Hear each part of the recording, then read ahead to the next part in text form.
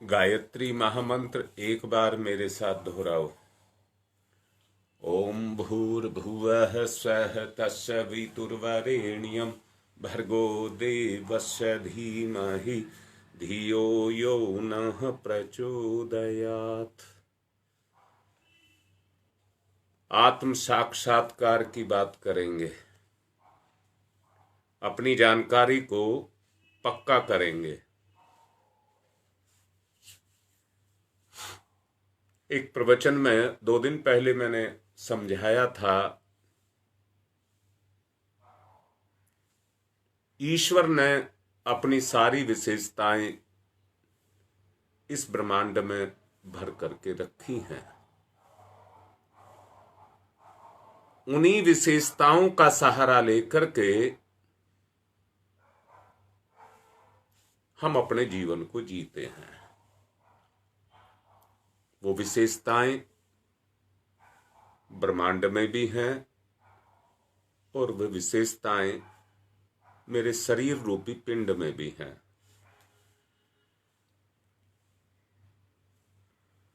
जब हम उनसे जुड़ते हैं, उन विशेषताओं से अपने आप को जोड़ते हैं, तो विशेषताएं हमारे अंदर बढ़ने लग जाती हैं। मैंने ही एक बात आप लोगों को समझाई थी कि जड़ पर चैतन्य काम कर रहा है। जड़ पर चैतन्य काम कर रहा है, ये विधान है, ईश्वर का रास्ता है। परंतु जड़ जब चैतन्य पर काम करने लगे गया तो गिनती उल्टी हो जाएगी।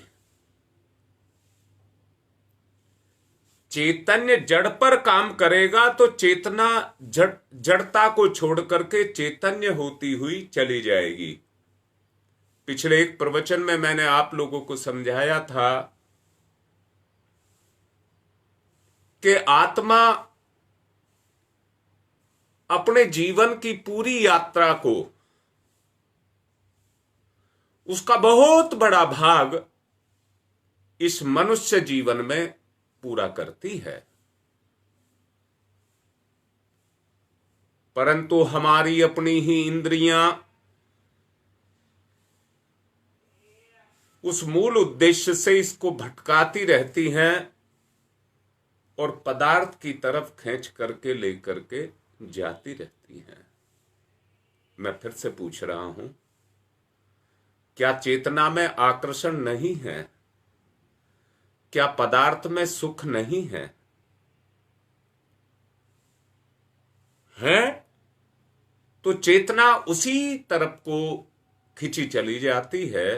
पर जब वास्तव में प्रधानता चेतना की है। मैंने अभी कहा, ईश्वर जड़ नहीं है, ईश्वर का बदला हुआ रूप पदार्थ है। क्योंकि ईश्वर का बदला हुआ रूप पदार्थ है, इसलिए ईश्वर पदार्थ पर काम करता है, या चेतना पदार्थ पर काम करती है। अब फिर दोबारा से समझो,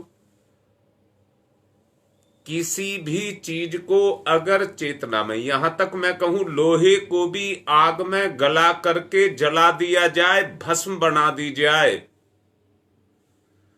तो उसमें जो उसका भौतिक स्वरूप है वो राख में बदल जाएगा। जो गुण है वो उस राख में से निकल जाएंगे, क्योंकि फिर उस भस्म में कोई कठोरता नहीं रह जाएगी। जो उसमें शक्ति थी उसमें से निकल जाएगी। ऐसे ही तपा करके जो अपने जीवन को कुंदन बना देते हैं, उनकी शक्ति परमात्मा के साथ आत्म साक्षात्कार होती हुई चली जाती है। आज आत्म साक्षात्कार की बात करेंगे। मैं आपसे पूछता हूं, अगर आपका अस्तित्व है तो क्या चैतन्य के बगैर आपका अस्तित्व है? और अगर नहीं है तो वो इसलिए नहीं है कि आप परमात्मा पर, आपकी चेतना परमात्मा की चेतना पर काम कर रही है। परंतु परमात्मा की चेतना आपकी चेतना पर काम कर रही है। अंतर इतना है कि आपकी चेतना भी परमात्मा की चेतना के साथ जुड़ जाए। इस जुड़ाव का नाम ही आस्तिकता है। इस जुड़ाव का नाम ही आस्तिकता है। अगर ये आस्तिकता, फिर से कह रहा हूं, ईश्वर के साथ जोड़ने का जो रास्ता है, जैसे हम जुड़ते हैं पदार्थ के साथ, भोग के साथ, वासना के साथ, काम के साथ, क्रोध के साथ, इनके साथ हम जुड़ते हैं, तो वैसा ही जनून, नशा हमारे ऊपर चढ़ जाता है। वैसा ही जनून कहिए, नशा कहिए, प्रभाव कहिए, हमारी चेतना के ऊपर चढ़ जाता है। दोबारा से कहता हूं, अगर हम पदार्थ के साथ जुड़ते हैं तो लोभ, मोह और अहंकार काम करता है। ये गुण का नाम है, लोभ, मोह और अहंकार। परंतु चेतना चेतना के साथ काम करती है तो वहां पर काम करती है श्रद्धा, वहां पर काम करती है श्रद्धा। मैं आत्मनिवेदन कहूंगा। और क्या आत्मनिवेदन कहूंगा? अगर कोई किसी से लगाव करता है तो उस लगाव में अपने आप को खपा देता है।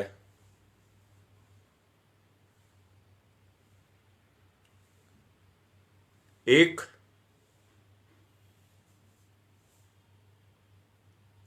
पुरुष है और दूसरा स्त्री है, दोनों के बीच में लगाव है। पुरुष में पुरुषत्व के गुण हैं। अगर वो अपनी स्त्री को जीतना चाहता है तो पुरुषार्थ के बल पर जीत सकता है। अगर वो भैंस खाता है, डरता है, बहादुरी का गुण उसके अंदर नहीं है, तो जो जुड़ाव दोनों के बीच में होना चाहिए वो जुड़ाव नहीं हो पाता। एक स्त्री अपने पुरुष पर गर्व करती है और जब गर्व करती है तो उसे समर्पित हो जाती है और कहती है, बना ले, मेरा जो कुछ बनाना है मैं वो करूंगी जो तू चाहेगा। वहां इच्छा पूरी करती है। परमात्मा पुरुष है और आत्मा स्त्रीलिंग है। जब आत्मा का लगाव परमात्मा के साथ हो जाता है तो दोनों के बीच में समर्पण का भाव आता है। परमात्मा भी कहता है, जो तुझे चाहिए मैं सब दूंगा, मेरे पास सब कुछ वो चीज है जो आप चाहते हैं। आत्मा भी कहती है, मैं तुझ में समा जाऊं, मिल जाऊं, मैं तुझे समर्पित हो जाऊं, उस बात को आत्मा भी कहती है। ये दोनों के बीच में जुड़ाव है और इस जुड़ाव का नाम ही श्रद्धा है। इसलिए उस प्राणी के साथ परमात्मा या आत्मा उदारता, आत्मीयता, सेवा, सहायता से भरा हुआ मधुर व्यवहार करता है। भाई, भक्ति का अर्थ ही प्रेम है और प्रेमी ही भक्ति कर सकता है। जब ये सच्चा प्रेम पैदा हो जाए तो भावना पैदा होती है। भावना पैदा होती है और उस भावना के उदय होने के कारण अंतःकरण में वो व्यवहार जो प्रेम की अजस निर्झरणी के रूप में बहने लग जाता है, वो भक्त का सौभाग्य इतना बढ़ा देता है कि उसे परमात्मा अपना प्रियतम सर्वजनीन सभी जगह छाया हुआ मंडराता हुआ दिखाई देता है। वो उसका रक्षक पोषक नियामक बनकर के उसके साथ रहता है। जब जीव की अवस्था ये हो जाती है कि चारों तरफ हर पत्ते पत्ते पर हर कण कण पर उसे भगवान नजर आने लग जाता है, तो सचमुच जानना उसका आंतरिक समर्पण जगता है। उस समर्पण को ही सौभाग्य कहते हैं। उस समर्पण को ही सौभाग्य कहते हैं। यहां मैं फिर से कहूंगा, स्त्री के साथ ही लगा है सौभाग्यवती, आत्मा के साथ भी लगा है सौभाग्यवती। वो आत्मा सौभाग्यता पूर्ण सौम्यता पूर्ण ऐसी भक्ति की भावना से भर करके अपने परिचय को देती है कि ईश्वर दर्शन का यही रूप कहलाता है। भगवान राम ने पालने में इसी चीज को दिखाया था, श्री कृष्ण ने भी इसी चीज को दिखाया था। सच को देखना, अपनी आत्मा को सब में और सबकी आत्मा को अपने में जब आप देखने लग जाएं, और वो तभी ही है जब आप सबसे अनन्य प्रेम करने लग जाएं। ये भक्ति भावना है जो अंदर से जगती है, ओतप्रोत करती है। परमेश्वर को परमेश्वर में देखने की दिव्य दृष्टि अपने अंदर पैदा होती है, तो समझ जाना कि आपकी जो उपासना है, साधना है, वो सफल होने लग गई। अगर इस सफलता को आप पाना चाहते हैं तो एक बात तो साफ है, संकीर्णता और स्वार्थपरता को आपको छोड़ना ही पड़ेगा। संकीर्णता और स्वार्थपरता को छटा करके ही अपने सर्वस्व को लोक मंगल के लिए हमें समर्पित करना पड़ेगा। और उसके लिए अपना भजन ध्यान जितनी देर आप करते हैं उतनी देर अपने ईश्वर में अंतःकरण को आंदोलित करें। अपने अंतःकरण को ईश्वर से आंदोलित करें। वो तरंगे जो भावनाओं के रूप में तरंगित होने लग गई, उतने समय तक उस ध्यानमग्न की जो अवस्था होगी वो ईश्वर में रमण की स्थिति पैदा कर देगी। जितनी मूर्तियां हैं, साधक उनमें ध्यान करके अपनी चेतना का रमण करते हैं। वो पत्थर की मूर्ति प्रतिमा के रूप में, दृश्य के रूप में दृश्यमान होती है, प्रकट होती है, और चेतना पर क्रियाशील हो जाती है। साधक की चेतना के ऊपर क्रियाशील हो जाती है। तो समझना, यही विचार जब मन में आने लग जाएं तो सच्चा ध्यान आपके अंदर पैदा हो जाएगा। वरना अगर नकारात्मक विचार आपके अंदर उठते रहे, मैं ये बात इसलिए कह रहा हूं कि आपको अपनी स्थिति को स्वयं पहचानना है, अपने बारे में स्वयं अपने आप को जानना है। जब आप अपने आप की पर पकड़ पैदा करने लग जाएंगे तो समझना आप उतना ही बढ़ने लग जाएंगे।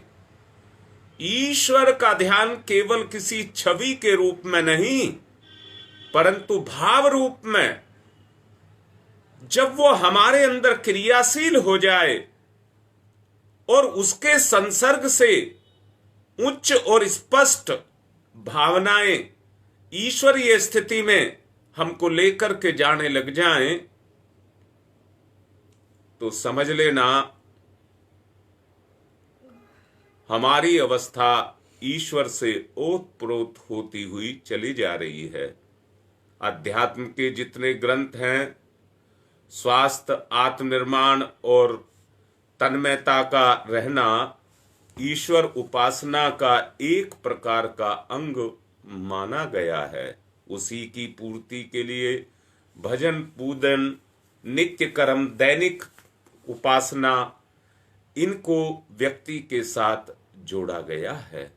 इनका सहारा लेकर के व्यक्ति उन विधि विधानों के माध्यम से पूजा अर्चना करता हुआ उस प्रक्रिया को पूर्ण कर लेता है। परंतु यहां मैं फिर से कहूंगा, जो केवल प्रक्रिया को ही पूर्ण कर लेते हैं वो वास्तव में रोज रोज उस प्रक्रिया को पूर्ण करके वो एक लकीर को पीटते रहते हैं, परंतु उससे उसको कोई फायदा नहीं होता। पूजा अर्चना की प्रक्रिया पूर्ण करने को, उसकी वास्तविकता को, अवास्तविकता को कसौटी पर हमको कसना होगा। और किस कसौटी पर कसना होगा? वो है भावना। जीवन क्रम में समाविष्ट होकर के जब भावना साधना बनने लग जाए तो जीवन में उत्कृष्टता बनने की साधना में संलग्न व्यक्ति ही अपने आप को ईश्वर के सानिध्य का, उस महान का लाभ प्राप्त करने का आश्रय ले पाता है। तभी व्यक्ति उतना ऊंचा उठता हुआ चला जाता है। उपासक उसी को कहा जाता है।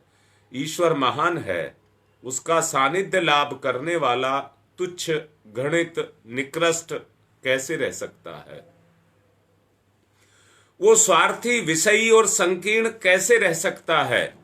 जो ईश्वर विश्वासी है वो ईश्वर में विश्वास करता हुआ अपने आप के गुण, कर्म, स्वभाव के रूप में अपने चरित्र और व्यवहार को उसी की आज्ञा या उसके समावेश या उसकी प्रेरणा से उभारता चला जाएगा। उसके विपरीत अगर वो अगर श्रद्धा से, भावना से उसके साथ जुड़ गया, अगर उसके विपरीत वो काम करेगा तो ईश्वर नहीं, अपनी अंतर आत्मा ही उसको स्वीकार नहीं करेगी। मैं फिर से कहता हूं, जैसे कोई व्यक्ति किसी गलत काम करना उसके संस्कार में नहीं है तो उसको कर नहीं सकता, उसी तरह से जो हमारे दोष हैं वो बदलने लग जाते हैं और गुणों के रूप में परिणत होने लग जाते हैं। चारित्रिक उत्कृष्टता पैदा हो जाती है। निकृष्टता को समझना चाहिए कि उसे ईश्वर, अगर किसी में निकृष्टता है तो उसे ये समझ लेना चाहिए कि ईश्वर का सानिध्य अभी मुझे नहीं मिला है। वो सच्चा मार्ग जो मुझे उस स्तर तक लेकर के जाए, वो सच्चा मार्ग मुझे नहीं मिला है। फिर से कहूंगा, भक्ति का सच्चा मार्ग उसी को ही कहते हैं जो उसके समीपता, जैसे अग्नि की समीपता, जैसे ठंडक की समीपता, जो उसको हमें प्रदान करने लग जाए और हमारे अंदर हमारा दृष्टिकोण उत्कृष्ट होने लग जाए, अपनाने लग जाए उस उत्कृष्टता को, जो हमें विवश करने लग जाए उत्कृष्टता के लिए, तो समझ लेना उपासना सच्ची होने लग गई। उसका प्रभाव करने वाले को हर पग पर उसका लाभ उसको निश्चित रूप से मिलेगा। कोई रोक नहीं सकता, निश्चित रूप से उसका लाभ मिलेगा। मैं फिर से एक बात कहता हूं, भगवान को अगर आप पूजा पत्री चढ़ाते हैं, नैवेद्य, फल फूल ये सब चढ़ाते हैं, भगवान को उसकी आवश्यकता नहीं है। ये तो अपनी शुद्धि के लिए हम चढ़ाते हैं, अपनी भावनाओं को हम चढ़ाते हैं। अगर परमेश्वर को हम दे सकते हैं तो वो एक ही चीज है, प्रेम उपहार। मैं फिर से पूछता हूं, ईश्वर सबके अंदर बैठा है, कण कण में बैठा हुआ है। परंतु प्रेम की जरूरत किसको नहीं है? प्रेम की जरूरत किसको नहीं है? आप अपने जितने रिश्ते हैं अपने आप ही तोल करके देखिए। आज का जो समय है वो लोभ मोह या मैं कहूं प्रलोभनों का समय हो गया, और उन प्रलोभनों के कारण व्यक्ति स्वार्थी बन करके बैठ गया। पर ईमानदारी पर आए तो एक बात का पता लगता है कि स्वार्थ से किसी की भी पूर्ति नहीं हो रही। उस स्वार्थ से किसी की भी पूर्ति नहीं हो रही। कोई भी संतुष्ट नहीं है, कोई भी शांत नहीं है, कोई संतोष में नहीं है। जब इस बात को हम देखते हैं तो एक चीज पर आना पड़ता है कि कैसे हम जो इतनी भाग दौड़ कर रहे हैं, कैसे हम अपनी अवस्था को वहां तक लेकर के जाएं। तो फिर एक ही बात समझ आती है, वो है प्रेम। प्रेम प्रेम स्थिति क्या है? लगाव तो सब करते हैं परंतु प्रेम नहीं करते। प्रेम नहीं करते। सचमुच आत्मा को जो जरूरत है वो प्रेम की है। जितने योगी हैं वो सब खाना पीना सब चीज छोड़ करके ईश्वर में रमण करते हैं। मैं फिर से कहता हूं, आप जिस भोजन को करते हैं उसमें रस आता है, और उपनिषद भी इस बात को कहता है, रसो वही सै, रसो वही सै। जहां पर भी रस है वहां भगवान है। जहां पर भी रस है वहां भगवान है। अंतर एक बात का है, जब कहा जहां पर भी रस है वहां भगवान है, हम लोभ करते हैं, क्या लोभ में हमको रस नहीं आता है? अगर उस लोभ में भी हम ढूंढने लग जाएं कि इसमें भगवान है, रसो वही सै, अगर उसमें भी हम ढूंढने लग जाएं कि इस रस में भी भगवान है, तो उसमें भी आपको भगवान मिलेगा। लोभ हट जाएगा, प्रेम पैदा हो जाएगा। लोभ हट जाएगा, प्रेम पैदा हो जाएगा। परंतु हम तो भगवान को भी साथ लेकर के लोभ में डूब जाना चाहते हैं। हाथ जोड़ जोड़ करके कहते हैं भगवान, नाक रगड़ करके कहते हैं भगवान मेरी इच्छा पूरी कर दे। और वो कौन सी इच्छा पूरी कर दे? लोभ की इच्छा। अब मैं पूछता हूं, क्या भगवान में लोभ है? भगवान में भोग है? भगवान कामी है? भगवान वासनाग्रस्त है? अरे ये भगवान वासनाग्रस्त है, ये भगवान लोभी है, ये भगवान है। परंतु इनसे ग्रसित हो जाने के कारण ये अपनी पूर्णता को खो चुका है। ये अपनी पूर्णता को खो चुका है। अगर इसको अपनी पूर्णता को मिटाना है, मैंने अभी कहा रसो वही सै, जहां भी जो भी रस है उसमें भगवान है। तो लोभ में भी भगवान है, मोह में भी भगवान है। मैं पूछता हूं, राम के बच्चे पैदा नहीं हुए, श्री कृष्ण के बच्चे पैदा नहीं हुए, गुरुदेव के बच्चे पैदा नहीं हुए क्या? तो वो भोगी थे, वो कामी थे, वो वासना से ग्रस्त थे। नहीं नहीं नहीं नहीं, हम जैसे व्यक्ति, मूर्ख व्यक्ति, उनकी तरफ उंगली उठाने के लिए या कई अपनी इच्छाओं को पूर्ण करने के लिए उनकी तरफ उंगली उठा देते हैं, परंतु उन्होंने सब कुछ करके दिखाया। वो निष्प्रह होकर के अपने जीवन को जी करके गए, और जीवन को जी करके अवतार ऋषि की श्रेणी को प्राप्त होते हुए चले गए। निष्ठुरता और स्वार्थपरता जिसमें रहेगी, ऐसा व्यक्ति ईश्वरीय शक्ति को प्राप्त नहीं कर सकता। वो सदा चापलूसी, खुशामद, खुदगर्जी की पूर्ति के लिए बढ़ती हुई मीठी मीठी चालाकी और मोहब्बत के नाम पर बदनाम अपने आप को करता रहेगा। पर सच्चाई इससे भिन्न है। प्रेम में लेने की कल्पना नहीं होती, प्रेम में देने का ही केवल संकेत रहता है। माता बच्चे को प्रेम करती है, सदा देती रहती है, सदा देती रहती है। अब जरा बताओ, ईश्वर नहीं हमसे प्रेम करता? अगर एक सांस भी हम ले रहे हैं तो ये उसकी कृपा है, ये उसकी कृपा है।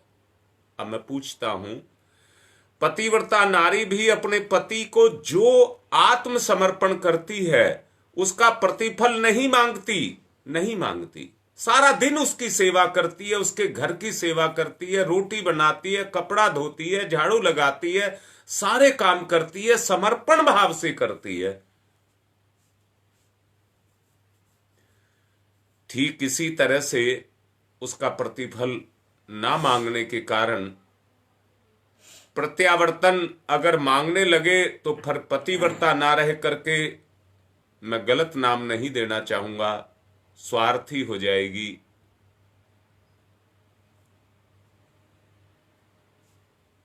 वो ईश्वर पर कोई एहसान, हम जो कुछ भी करते हैं वो एहसान नहीं करता है। हम करते हैं जो कुछ भी हम कर रहे हैं उससे इतना सारा लेते हैं। मैं फिर से कह रहा हूं, अगर कोई संत है, अगर कोई महात्मा है, अगर कोई ऋषि है तो वो ईश्वर की कृपा से ही है। अगर वो कुछ दे रहा है समाज को तो वो उसी की कृपा से दे रहा है, उसी की कृपा से दे रहा है।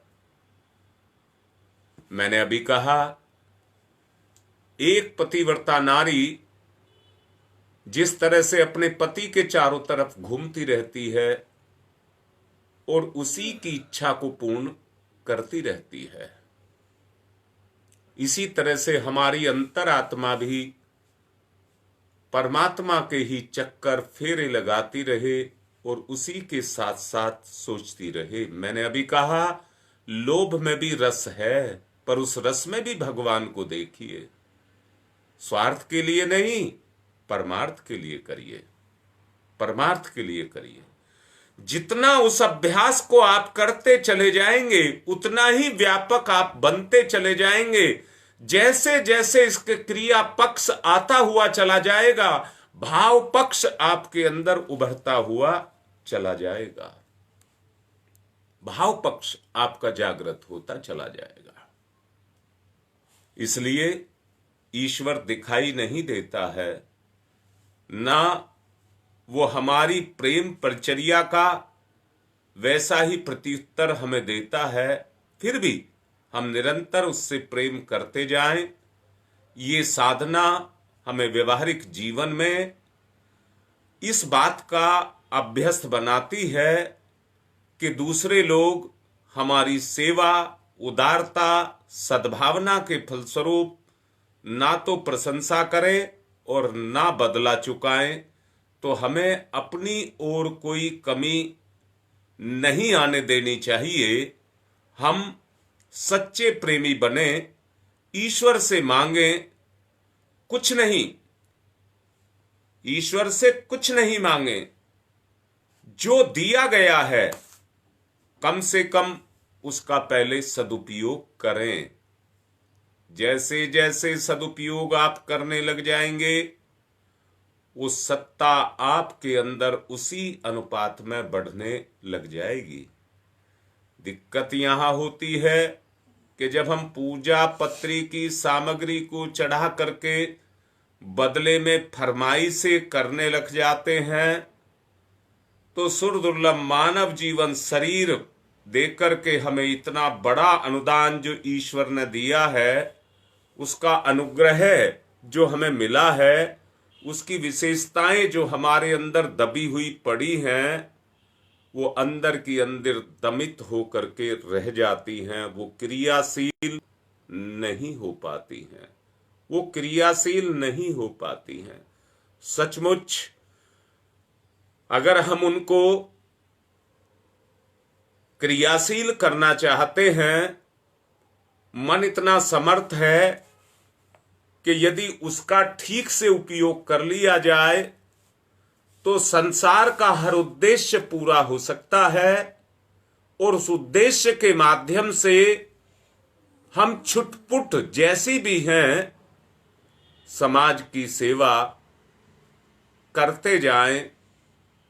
जो हमारी मेहनत पुरुषार्थ के कारण हमारे पास साधन हुए हैं उसे लोक मंगल के लिए लगाते हुए चले जाएं, ना कि जोड़ते जाएं और भगवान से प्रार्थना करते जाएं कि और दे और दे और दे, वो ना करें।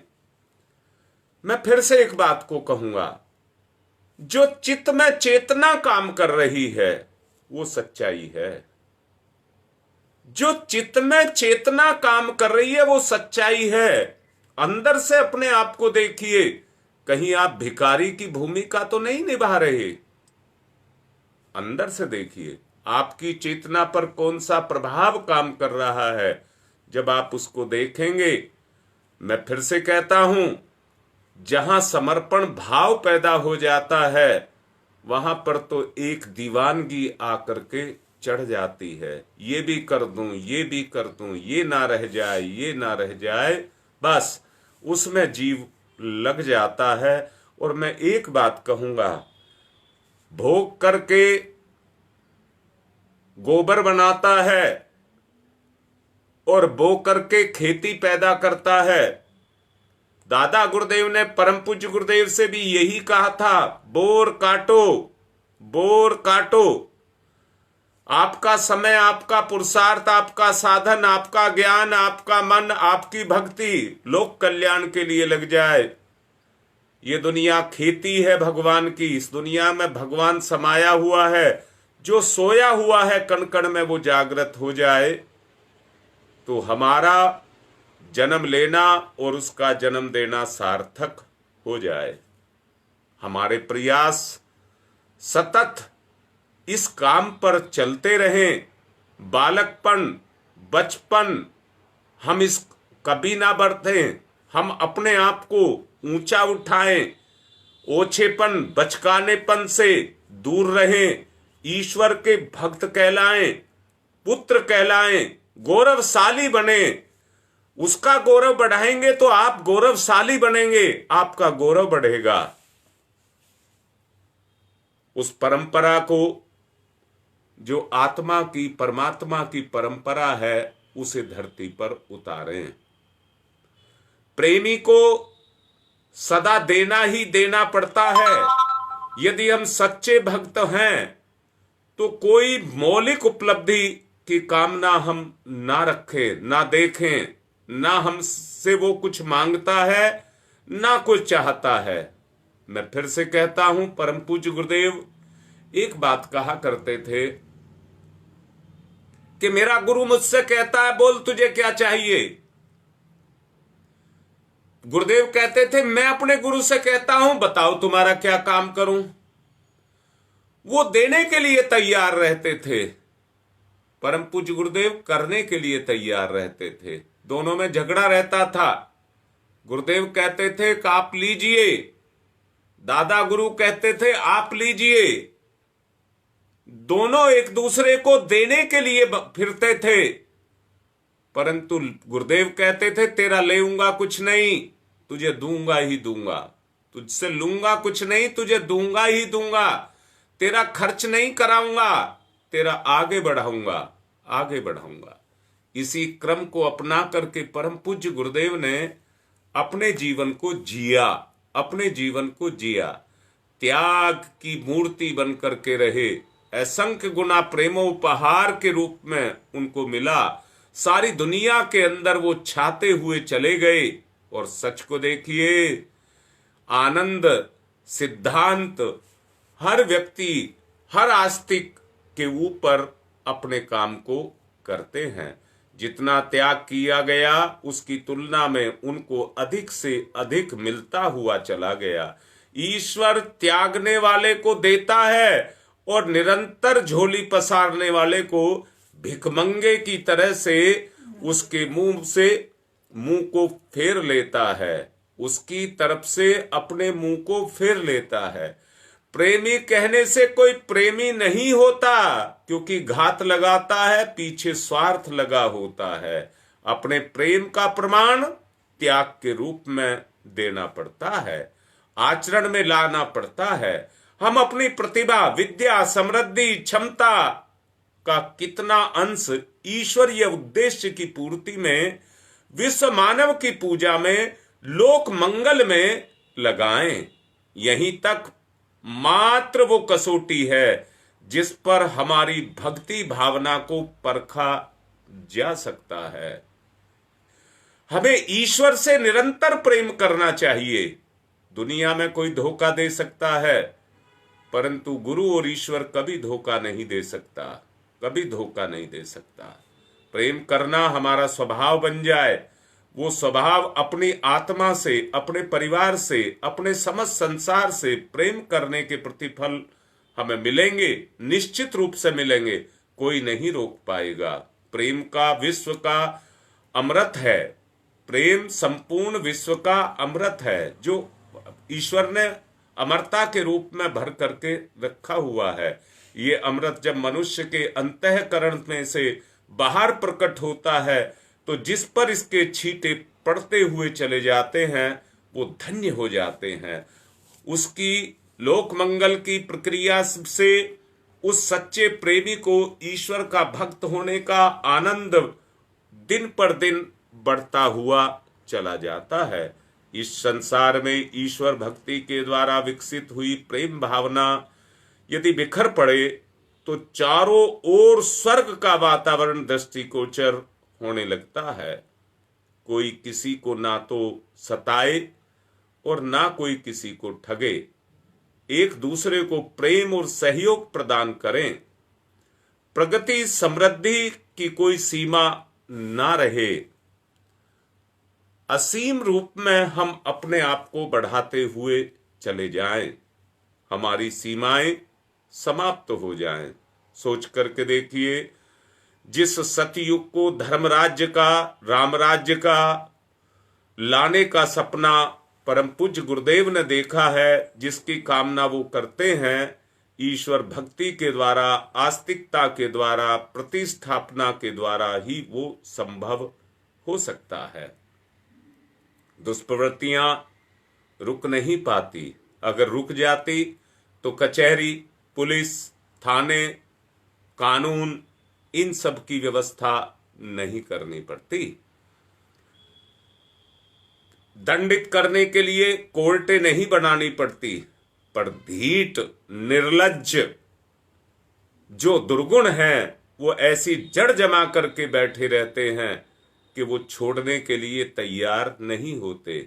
स्थिर उपाय तो यही है कि मानव दूसरों में परमेश्वर की झांकी करके उसके साथ सद्व्यवहार करना सीखे और उस सर्वज्ञ को निष्पक्ष न्यायशीलता का स्मरण रखते हुए बुरे काम से बचे। व्यापक सदाचार की आधारशिला आस्तिकता ही तो है, और कोई आधार इस मानव जाति की हर समस्या का जिससे सुलझाया जा सके संभव नहीं है। और मैं आज एक बात को देख भी रहा हूं, आज हमारा हर परिवारी किसी ना किसी मुसीबत में फंसा हुआ है, किसी ना किसी मुसीबत में फंसा हुआ है। उसके दिमाग पर कितना बोझ है, उसके मन पर कितना बोझ है, स्वास्थ्य का कचूंबर निकला हुआ है। अब मेरा एक मन है, क्यों ना हम कुछ परिवर्तन लाएं। जितने भी पाप ताप संताप हमारे ऊपर काम कर रहे हैं, इनको किसी तरह से हटाया जाए।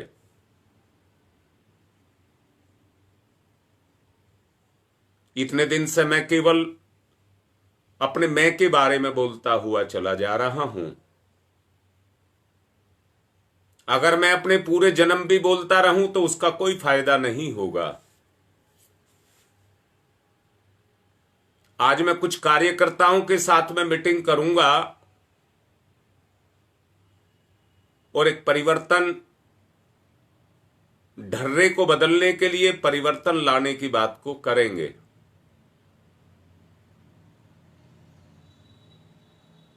सबसे पहली चीज आदमी की स्वास्थ्य है, दूसरी चीज अच्छा विचार है,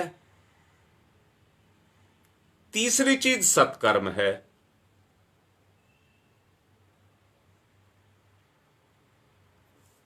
इनको कैसे व्यवहार में उतारा जाए? आदमी तो ऐसा फंस करके खड़ा हो गया है कि वो चाहता तो है करना पर कर नहीं पाता। 7 बजे लाइव आता है, 7 कैसे बज जाते हैं पता ही नहीं लगता। सुनना तो चाहते हैं, जुड़ना तो चाहते हैं, पर जुड़ ही नहीं पाते। मैं रोज देखता हूं नए नए आते रहते हैं, पुराने पता नहीं कहां जाते रहते हैं। इसलिए रस्सा डाला जाए, बांध करके रखा जाए। बीमारी को मारना ही होगा, बुराई को मिटाना ही होगा, पाप को हटाना ही होगा। उसके लिए आज मैं मीटिंग करूंगा और कोई निर्णय लूंगा। कल उस निर्णय को आपको बताऊंगा और आपसे निवेदन करूंगा कि बंधना पड़ेगा। अब ऐसे काम नहीं चलेगा, केवल सुनते रहें, इतने से काम नहीं चलेगा। आज की बात को संपन्न कर रहा हूं यही भावना रखते हुए कि आप भी विचार करेंगे। पता नहीं मैं किससे बात करूंगा, तो आप भी इस पर विचार करें। आज की बात समाप्त। ओम शांति ही शांति ही शांति।